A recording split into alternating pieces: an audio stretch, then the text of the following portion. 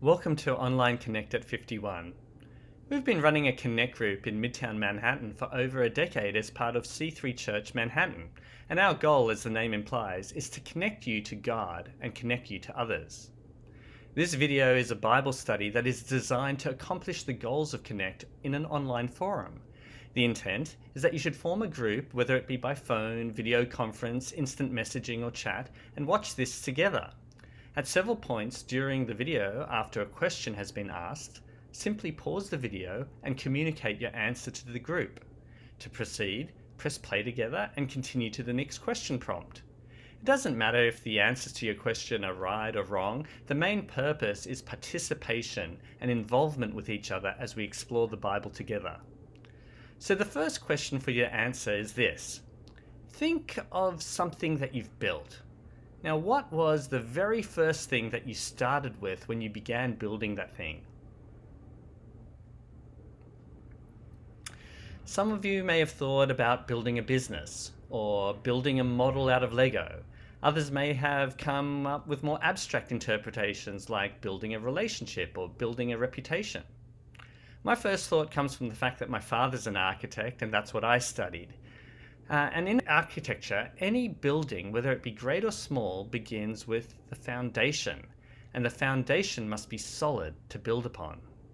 The Bible verse that we're looking at today is found in Matthew chapter 16, verses 13 to 18, and we will explore the topic of building the church. Matthew chapter 16, starting at verse 13, reads, "When Jesus came to the region of Caesarea Phillipi, he asked his disciples, 'Who do people say the Son of Man is?' They replied, 'Some say John the Baptist, others say Elijah, and still others Jeremiah or one of the prophets.' 'But what about you?' he asked. 'Who do you say I am?' Simon Peter answered, 'You are the Messiah, the Son of the living God.' Jesus replied, 'Blessed are you, Simon, son of Jonah, for this was not revealed to you by flesh and blood, but by my Father in heaven.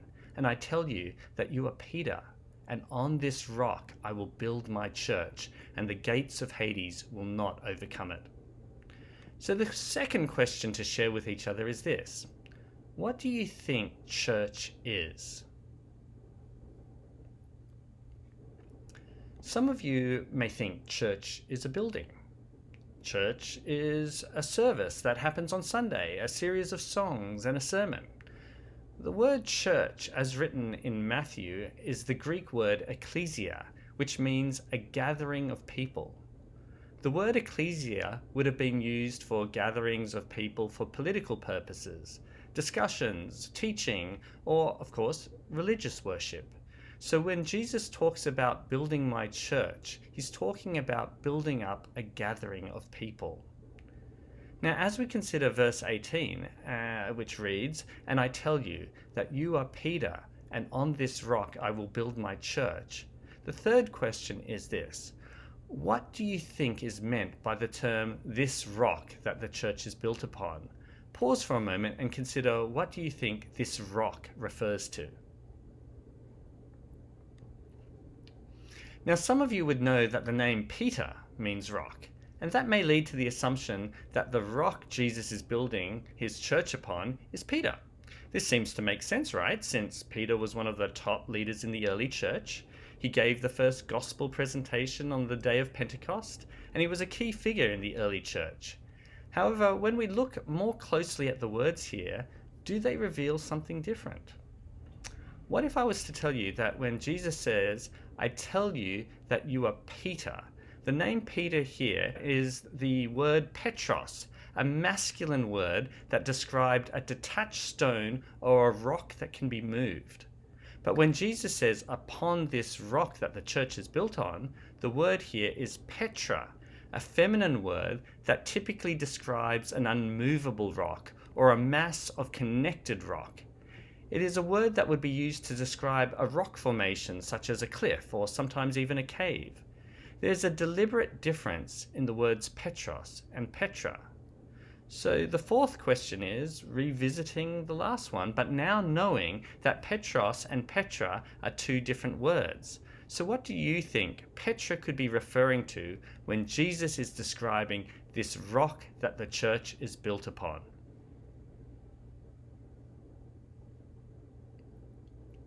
Now, the clue to this is to see the conversation in context. Jesus has just asked the disciples who they think the Son of Man is. Son of Man is the most popular way Jesus referred to himself as. And Peter boldly declares that Jesus is the Messiah, the Son of the living God. This was a bold claim for Peter to say that Jesus is the Messiah. In other words, he is declaring that Jesus is the anointed one to save all of Israel, the Son of the living God. Jesus commends Peter to say how blessed he is that this was not revealed by flesh and blood, but by God the Father. So is there anything here that is a Petra, a big unmovable rock that would be the foundation of the church? I believe this rock, this Petra, this foundation that the church is built upon, is the revelation from God that Jesus is the Messiah. So when we put it together, the church, or gathering of God's people, is built on the foundation that Jesus is the Messiah. Thus, church is not built on the foundation of a charismatic speaker, beautiful building, awesome worship, or even wonders or signs. All that is great, but the essential foundation of the church is that it's a gathering of people fueled with the revelation that Jesus is the Savior of all mankind. This would have been a major reveal if it was a movie. This is the Star Wars I Am Your Father moment. This would have been a bombshell to those that were there. So the fifth question for you is, can you remember how you responded the moment you realized the full magnitude of who Jesus was? So ask yourselves, how did you respond to the revelation that Jesus is the Savior and the Son of God? So realizing that the identity of Christ is a whole lot different from recognizing any other person. See, if you walk down the streets of New York and recognize a famous celebrity, you might get an initial buzz or feel a little special and privileged, but it doesn't necessarily change your life. But recognizing that Jesus is Savior actually changes the trajectory of your whole life. It changes what you do, what you say, how you relate to people, how you relate to the world. So in the last part of this discussion, we'll explore the world of this passage in a little bit more detail. Now let's consider where this conversation is happening. The place is Caesarea Philippi. Caesarea refers to the Roman Emperor Caesar Tiberius, and Philippi refers to the local King Philip. This name, Caesarea Philippi, was like double downing on calling it a place of kings. Caesarea Philippi was on the northeastern part of Israel and is located at the base of a cliff at the foot of Mount Hermon. The king of this area, Philip, chose this place as his capital. And so it's kind of like a Washington, D.C., or a capital city like Australia's Canberra. There would be administration buildings for the ruling of the nation. There would be big civil landmarks which were iconic. And the most distinct landmark in Caesarea Philippi was the Cave of Pan. So to picture this, imagine a giant cave with a natural spring at the bottom of the cave of unlimited deep water gushing out and flowing from it. The ancient Greeks and Romans thought that the deep waters in this cave were a portal to the underworld. In other words, a hellgate. They literally thought that the pagan god Pan traveled from Earth to the underworld through this gateway. To this day, you can see carvings on the cliff walls that are filled with niches and carvings in honor of these pagan gods. This was the site of pagan rituals and sacrifices to honor the god Pan. So as a quick question 6, what do you think the main profession of people were that worship Pan? And to answer this question, just remember that Pan had the body of a human and the legs of a goat. Who would worship that? So that's right. Pan was a pagan god that shepherds worshipped. They were literally standing in a place that was a worship site for a false shepherd. And this place was literally a gateway to Hades. So the seventh question is this. Given this understanding of where they are standing in Caesarea Philippi at the cave of Pan, how does their location impact the conversation that Jesus is having with his disciples? So once we understand the place, the whole conversation becomes loaded with symbolism. So let's break it down. They are in the capital city, Caesarea Philippi, established by a puppet king Philip and honoring a Roman ruler Caesar. It's not an accident that in a place honoring human kings that we learn who the true king is in Jesus.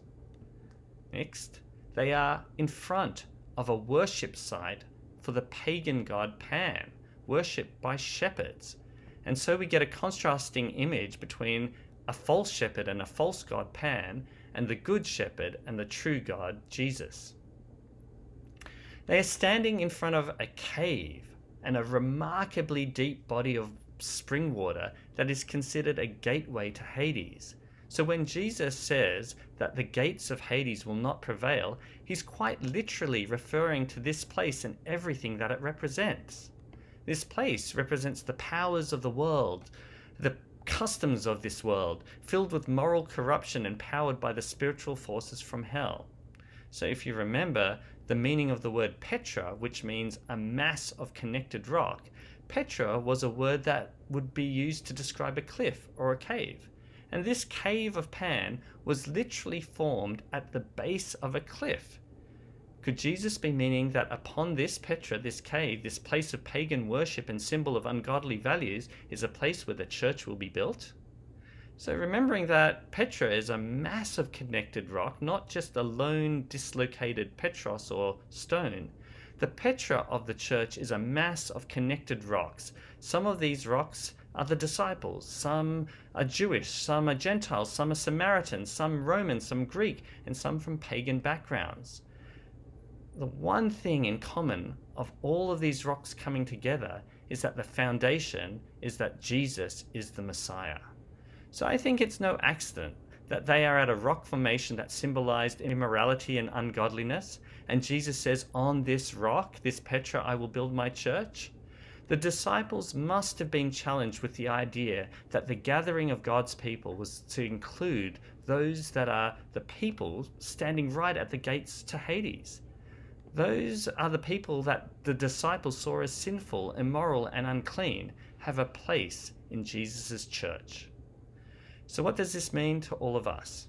Well, firstly, the church is a gathering of people. Secondly, the church is built on a foundation that Jesus is Savior. And thirdly, the church is built as a mass of connected smaller stones from all races and backgrounds, even those that are standing right in front of the gate of hell. So we are called to reach out to those that seem so far away from God.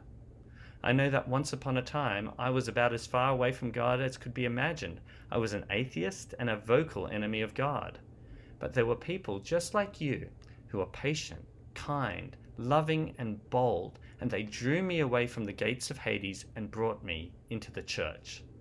So the final question that I will leave you with is this. What will you do to build the church of Jesus, the Messiah?